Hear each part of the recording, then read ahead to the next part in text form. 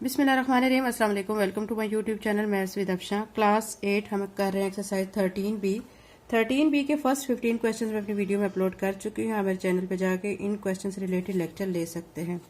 आज की वीडियो में रिमेनिंग क्वेश्चंस करेंगे 16 to 20। क्वेश्चन नंबर 16 की स्टेटमेंट है 2 bags 1 and 2 each contain counters that are equal size. वो कह रहे हैं कि दो बैग्स हैं, एक बैग 1 है, बैग 2 है। ठीक है, दोनों बैग्स में काउंटर हैं। एक में जो काउंटर है, ठीक है, वो लेबल किए गए हैं PGY और दूसरे में 3 2 4 5 से। Bag 1 contain pink counters, green counter and yellow counters. जो बैग 1 है, ठीक है, उसमें जो काउंटर्स हैं वो पिंक है, ग्रीन है और येलो है। Bag 2 contain counter label. Bag 2 में जो काउंटर्स हैं उनको नेम दिया गया 2 3 4 और 5 का। Counter is drawn at random from bag 1। Bag 1 से काउंटर लिया जाता है and counter is drawn from bag 2। एक काउंटर बैग 2 से लिया जाता है। If the counter from bag 1 is pink, अगर बैग 1 से लिया जाने वाला काउंटर पिंक है, the number on counter from bag 2 is double, तो बैग 2 का जो नंबर काउंटर है वो क्या हो जाएगा, डबल हो जाएगा अगर क्या है, पिंक है। If the counter from bag 1, अगर बैग 1 से लिए जाने वाला काउंटर ग्रीन है तो वो क्या होगा, जो काउंटर होगा बैग 2 का उसमें 1 को हम ऐड कर देंगे। इसी तरह if the counter from bag 1 is yellow, अगर बैग 1 से हम काउंटर ले रहे हैं और वो येलो है, ठीक है, तो फिर क्या है, the number on the counter from bag 2 stay the same, तो फिर बैग 2 के जो काउंटर है उनका नंबर क्या रहेगा, सेम रहेगा। इस इंफॉर्मेशन के मद्देनजर इसको रखते हुए आपने क्या करना है, इस टेबल को कंप्लीट करना है जो कि आपको गिवन है बैग 1 और बैग 2 का। फर्स्ट पार्ट में आपको ये कहा गया complete the table to show all possible scores. इसको कंप्लीट करें आप, ठीक है। तो हम इसको कैसे कंप्लीट करेंगे, ये देखें, हमें यहाँ पे दिया गया है PGY यानी पिंक ग्रीन येलो। यहाँ पे नंबर दिए गए 2 3 4 5।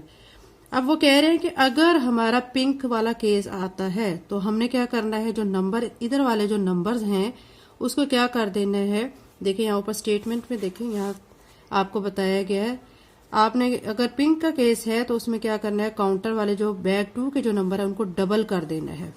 ठीक है, अब यहाँ पे जो पिंक है तो अब हम ये वाले नंबर क्या कर देंगे, यहाँ पे डबल कर देंगे, यानी 2 का डबल क्या हो जाएगा, 4, 3 डबल होके 6 हो जाएगा, 4 8 हो जाएगा, 5 10 हो जाएगा। अब सेकंड स्टेटमेंट देखें, इसमें जो कहा गया है if the counter from bag 1 is green, अगर ग्रीन है तो फिर हम एक ऐड कर देते हैं। अब ये ग्रीन है तो अब यहाँ पे हम सब नंबर्स में एक एक ऐड करते जाते हैं। 2 में 1 ऐड करेंगे 3 में 1 ऐड करेंगे 4 में 1 ऐड करेंगे 5 एंड 5 में 1 ऐड करेंगे तो 6 आ जाएगा। फिर वो क्या कह रहे हैं थर्ड पे, if the counter from bag 1 is yellow, अगर येलो है तो फिर नंबर जो है बैग 2 के काउंटर के वो सेम रहेंगे। ये अब येलो है तो बैग 2 के ये जो काउंटर्स है इनके नंबर में कोई तब्दीली नहीं आएगी, यही नंबर रहेंगे। तो हम यहाँ पे लिख देंगे 2 3 4 एंड 5। ये फर्स्ट पार्ट हो गया है। सेकंड पार्ट में देखें क्या कह रहे हैं, find the probability of scoring multiples of 3। आपने प्रोबेबिलिटी देखनी है 3 की, जो 3 के टेबल पे डिवाइड होते हैं या 3 के टेबल में आते हैं या 3 के जो मल्टीपल्स हैं, इसकी हमने प्रोबेबिलिटी फाइंड करनी है। प्रोबेबिलिटी का आपको फाइंड करने का फार्मूला बच्चों पता है, number of favourable outcome divided by total number of outcome possible outcomes. ठीक है, अब यहाँ उन्होंने कहा है प्रोबेबिलिटी हमने फाइंड करनी मल्टीपल ऑफ 3 की। ठीक है, हम यहाँ पे लिखेंगे, ये छोटा सा आंसर है इसका तो मैं यहीं पे सॉल्व कर रही हूँ। पी से प्रोबेबिलिटी, ठीक है, मल्टीपल ऑफ 3 के मल्टीपल की हम क्या देख रहे हैं, प्रोबेबिलिटी देख रहे हैं। तो अब हम देखेंगे कि जो 3 के टेबल में आते हैं डिजिट्स वो यहाँ पे कौन कौन से हैं। एक तो ये 3 है, ठीक है, फिर ये 3 है, और कौन सा आ जाता है 3 के टेबल में, ये 6 आ जाता है और ये 6 आ जाता है। यानी फेवरेबल जो है हमारे आउटकम कितने आ रहे हैं, 1 2 3 4 आ रहे हैं। अब टोटल पॉसिबल आउटकम वो देख लेते हैं कितने हैं टोटल, 1 2 3 4 5 6 7 8 9 10 11 12 है। ठीक है, अब 4 के टेबल पे इसको रिड्यूस कर लें, 4 1 ज़र 4 4 3 ज़र 12, तो इसकी प्रोबेबिलिटी क्या आ गया, 1/3। यही प्रोबेबिलिटी है बच्चों मल्टीपल ऑफ 3 की। क्वेश्चन नंबर 16 कंप्लीट हो गया। क्वेश्चन नंबर 17 करते हैं। क्वेश्चन नंबर 17 की स्टेटमेंट है फाइजा हैज 2 बैग्स, फाइजा के पास 2 बैग्स हैं, ठीक है। Each bag has 1 blue, 1 red, 1 green and 1 yellow marble. दो बैग्स हैं, दोनों बैग्स में एक एक ब्लू, रेड, ग्रीन और येलो मार्बल है। Find the probability of her choosing red marble from 1 bag and yellow marble from the other bag. आपने probability find करनी है चूजिंग की, किसकी, रेड मार्बल की। एक बैग से दूसरे बैग से आपने प्रोबेबिलिटी फाइंड करनी है येलो की, ठीक है, येलो मार्बल की। इसका सोल्यूशन स्टार्ट करते हैं। क्वेश्चन नंबर 17 का बच्चा हम सोल्यूशन कर रहे हैं। इसमें हमें क्या क्या दिए गए हैं, कलर्स दिए गए हैं, ठीक है। हमने उस कलर के मुताबिक क्या करना है, पॉसिबल आउटकम फाइंड कर लेने हैं, ठीक है। ये बी दिया गया है, ब्लू, रेड, ग्रीन, येलो, तो हम बी, आर, जी, वाई से इनको रिप्रेजेंट कर रहे हैं। फिर यहाँ पे भी हम कर लेते हैं, क्योंकि 2 बैग हैं, बैग 1, बैग 2 कर लेते हैं, ठीक है। ये बैग 1 के आ गए हैं और ये बैग 2 के आ चुके हैं, ठीक है। अब हमने क्या करना है, पॉसिबल आउटकम्स फाइंड करने हैं। आप देखें कि ये बी और बी, ये पॉसिबल हो सकता है, फिर बी और आर, फिर बी और जी, फिर बी और वाई। अब आर को देख लें, आर के साथ कर लें आर और बी, फिर आर और आर, फिर आर और जी, फिर आर और वाई। कैपिटल स्मॉल कुछ भी लिख सकते हैं, इससे कोई क्वेश्चन पे फर्क नहीं पड़ेगा। अब जी लेते हैं, जी का बी के साथ कर लेते हैं कॉम्बिनेशन, फिर जी और आर, जी और जी, फिर जी एंड वाई, ठीक है। उसके बाद फिर वाई, वाई और बी, वाई और आर, वाई और जी, वाई और वाई। ये हमने क्या कर लिया, तमाम तर पॉसिबल आउटकम्स लिख लिए, ठीक है।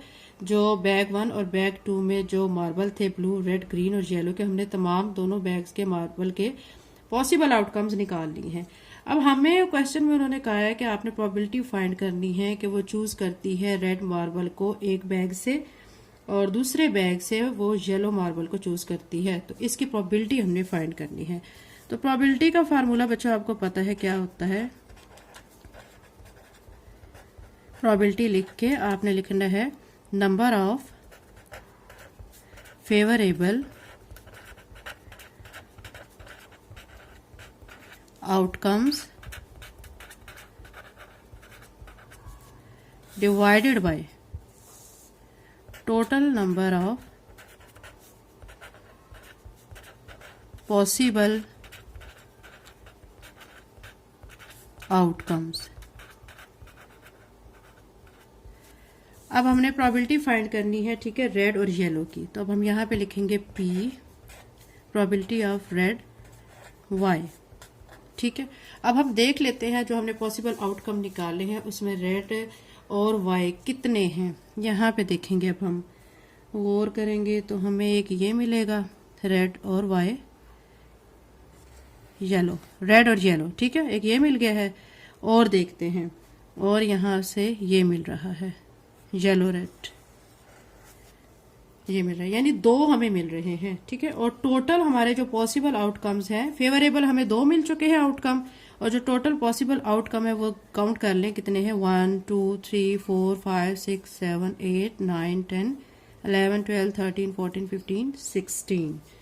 अब आप क्या करेंगे, नंबर ऑफ फेवरेबल आउटकम जो है वो कितने आए हैं, 2 लिखेंगे, और नीचे total number of possible outcomes हमने कितने अभी काउंट किए हैं, 16, ये लिख देंगे। अब 2 के टेबल पे रिड्यूस करेंगे, 2 1 2 2 8 16, तो इसका आंसर आ जाएगा 1/8, यानी प्रोबेबिलिटी ऑफ रेड और येलो कितनी है, 1/8। क्वेश्चन नंबर 17 कंप्लीट हो गया। क्वेश्चन नंबर 18 करते हैं। क्वेश्चन नंबर 18 की बच्चों स्टेटमेंट है, व्हेन 2 डाइसेस आर रोल्ड, ठीक है, 2 डाइस हैं, उनको रोल किया जा रहा है। What is the probability that the first dice show 3 and the second dice show an even number?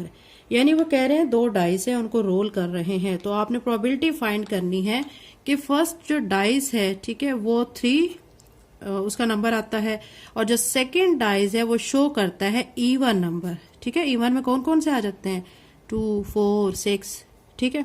तो अब फर्स्ट डाइस का 3 एंड सेकंड डाइस का इवन नंबर कोई सा भी, यानी इसकी प्रोबेबिलिटी क्या है ये हमने फाइंड करना है। क्वेश्चन का सोल्यूशन स्टार्ट करते हैं।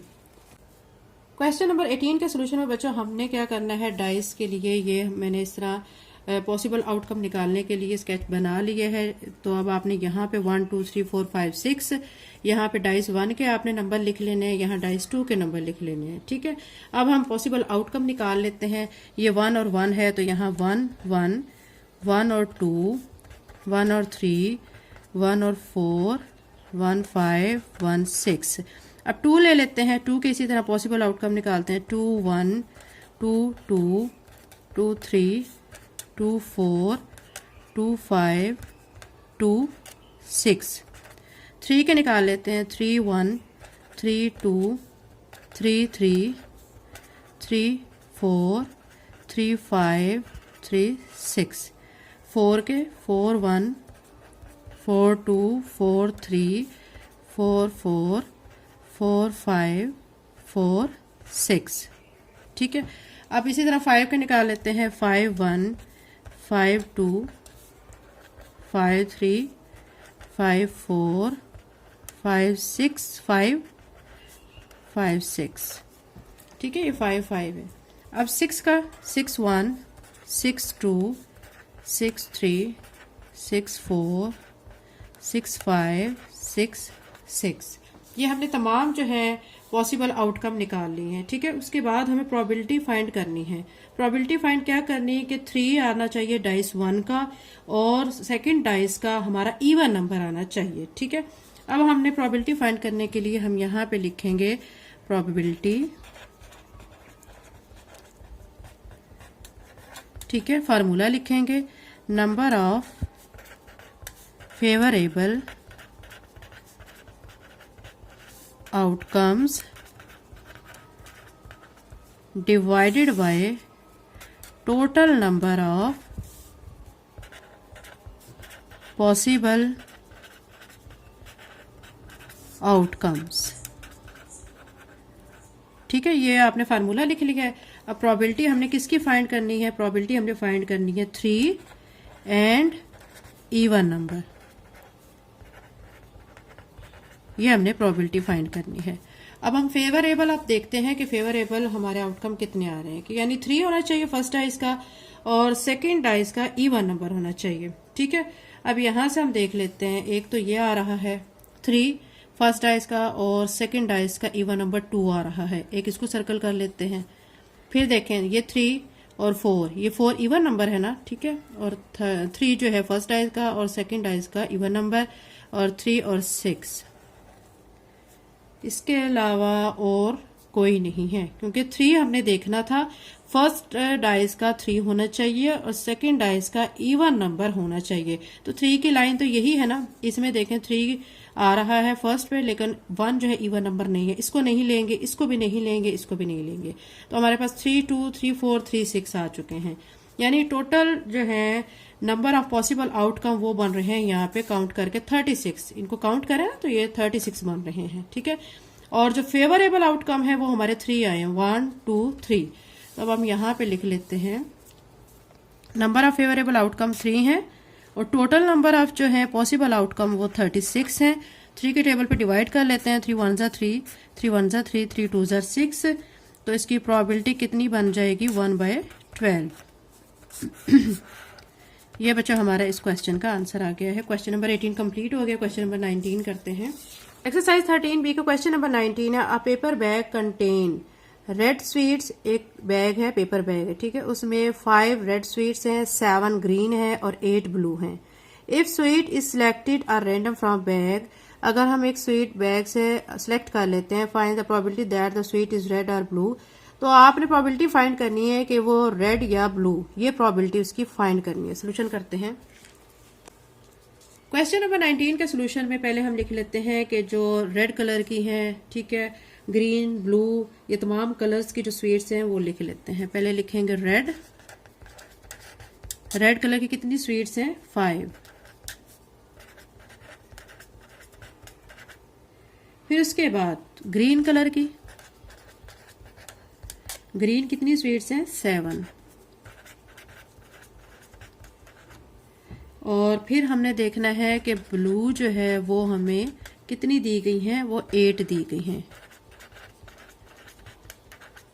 अब इन तमाम स्वीट्स को आप क्या कर लें, काउंट कर लें। 5 और 7 को प्लस करेंगे 12, 12 में 8 को ऐड करेंगे तो 20। ठीक है, टोटल स्वीट्स वो आ जाएंगी 20।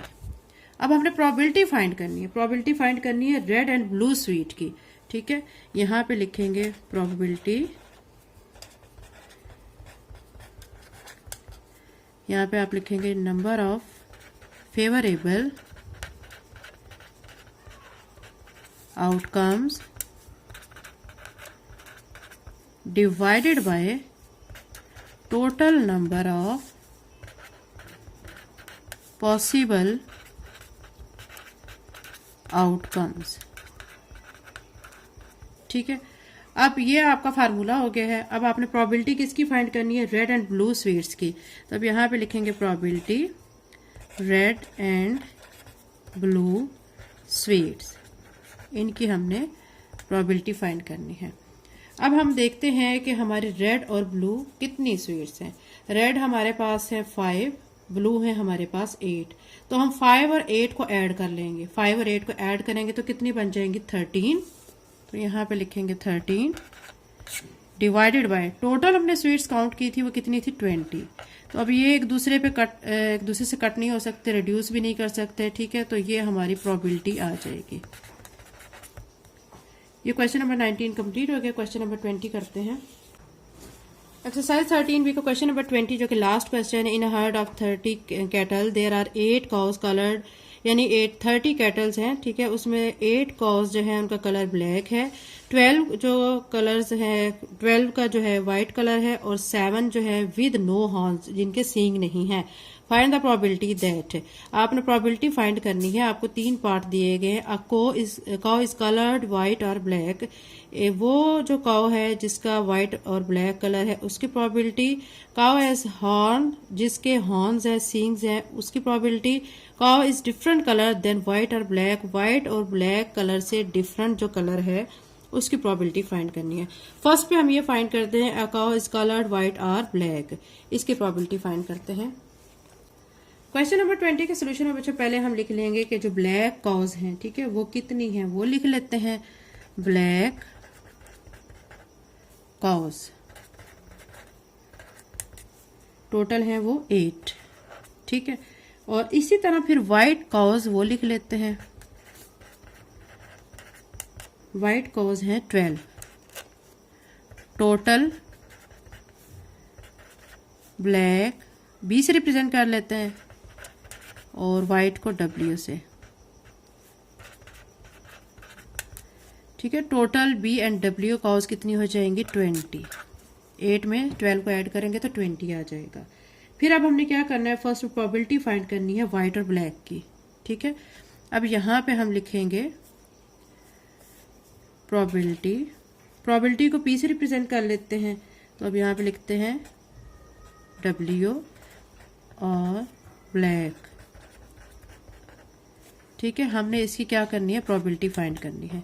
इसके लिए अब आप देखें कि हमने ब्लैक और व्हाइट को टोटल प्लस किया था, कितनी आ गई थी, 20 आ गई थी। 20 लिख लेते हैं, और टोटल हमें वहां पे बताया गया था कि 30 कैटल हैं, तो हम यहाँ पे टोटल में 30 लिख लेंगे।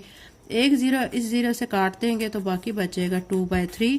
ये मजीद कटते नहीं है, ना ही इनको रिड्यूस किया जा सकता है, तो ये ही प्रोबेबिलिटी आ गई है फर्स्ट पार्ट की। ठीक है, इसी तरह हमें सेकंड पार्ट पूछा गया है, उसमें हमें कहा गया है कि बताएं जो काऊ हैं, ठीक है, वो कितनी हैं जो हॉर्न्स के साथ है, जिनके सींग हैं। ठीक है, हम सेकंड पार्ट के मुताबिक अब इसका सोल्यूशन करेंगे, जो कि हमें यहाँ पे पूछा गया है कि हॉर्न्स वाली काऊ बताएं। अब देखें बच्चों, वो हमें कह रहे हैं कि 7 काउज ऐसी हैं जिनके हॉर्न्स नहीं है। 7 टोटल है 30 में से 7 के जो है वो सींग नहीं है, तो बाकी जो कॉज हैं उनके सींग हैं, तो वो कितनी कॉज होंगी। 30 में से आप 7 को माइनस करेंगे तो 23 कॉज ऐसी रह जाएंगी जिनके क्या होंगे, हॉर्न्स होंगे। ठीक है, इसको अब हम सॉल्व कर लेते हैं, इसकी प्रोबेबिलिटी फाइंड कर लेते हैं। प्रोबेबिलिटी के लिए अब आप क्या करेंगे कि यहाँ पे लिखेंगे, ये हमने फर्स्ट पार्ट कर लिया है तो यहाँ पे आप लिख लें फर्स्ट पार्ट। अब सेकेंड पार्ट कर रहे हैं। सेकेंड पार्ट के लिए अब आप क्या करेंगे, यहाँ पे P लिखेंगे, प्रोबेबिलिटी फाइंड कर रहे हैं। काउज हैज हॉर्न्स, यानी कितनी काउज हैं जिनका हॉर्न्स है, सींग है, उसकी प्रोबेबिलिटी हमने फाइंड करनी है।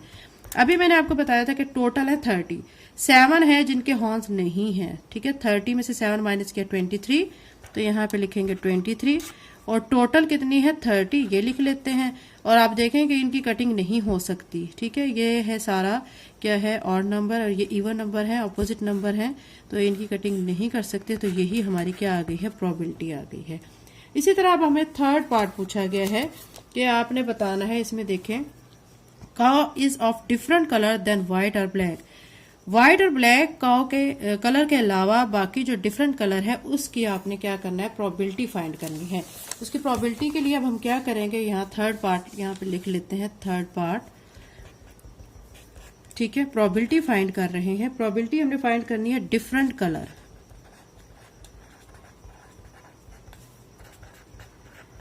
ठीक है। अब आप बच्चों गौर करें कि हमें जो दी गई थी ना, ब्लैक काउज 8 थी, व्हाइट कलर्स की जो काउज थी वो 12 थी, ठीक है। ब्लैक और व्हाइट टोटल कितनी होगी 20, तो बाकी जो बच गई हैं वो टोटल कितनी बच गई हैं, 30 में से आपने क्या करना है, 20 को माइनस कर देना है, तो कितनी बच जाएंगी, 10 बच जाएंगी। तो 10 का क्या होगा फिर, डिफरेंट कलर होगा। उनका तो कलर आपको नहीं पता ना, क्योंकि 8 और 12 जो हमें दी गई हैं, 8 ब्लैक दी गई हैं, 12 जो है व्हाइट दी गई हैं, तो टोटल इन ब्लैक और व्हाइट का 20 हो गई हैं काउज। बाकी जो 10 रह गई हैं वो डिफरेंट कलर्स की हो जाएंगी। तो यहाँ पे हम क्या करेंगे, 10 लिख लेते हैं और नीचे 30 लिख लेते हैं। टोटल 30 हैं और 10 जो है डिफरेंट कलर की हैं, तो प्रोबेबिलिटी फाइंड करने के लिए एक जीरो से काट देंगे, तो बाकी बच जाएगा 1/3, और यही इस पार्ट की प्रोबेबिलिटी फाइंड हो गई है। क्वेश्चन नंबर 20 भी कंप्लीट हो गया, एक्सरसाइज 13B भी कंप्लीट हो चुकी है। चैनल को लाइक शेयर सब्सक्राइब करें। Thank you and Allah Hafiz.